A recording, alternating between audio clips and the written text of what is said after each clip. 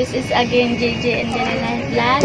Welcome to my channel. So for today's video, I'm continue to teach English to Tagalog translation. Okay, let's start. About ABC colors English into Tagalog, guys. So first one is red. Yeah, red. If you say into Tagalog, guys, and red, that is pula. Pula, guys. It's pula. Yeah. Okay, this is the second color, guys. It's color blue, guys.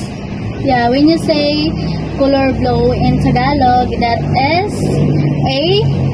asol. Yeah, asol, guys. It's asol. Yeah, get it? Do you understand, guys? Okay, next proceed to the another color. One is a green color. Yeah, green color. When you say a green in Tagalog, that is birdie. Birdie, guys.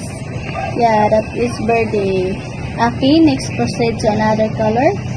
Color white. Yeah, color white, guys. When you say in Tagalog, is puti. Yeah, puti, guys. It's puti. Yeah. Do you understand? Okay.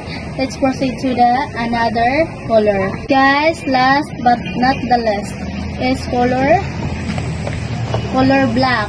Color black, guys. When you say into Tagalog, it's a itim. Yeah, itim, guys. Okay. Okay, guys, that's all for today's video. So if you can learn more, just comment down below and don't forget to like and subscribe to my channel, guys. Yeah, bye. Thank you for watching and learn something new.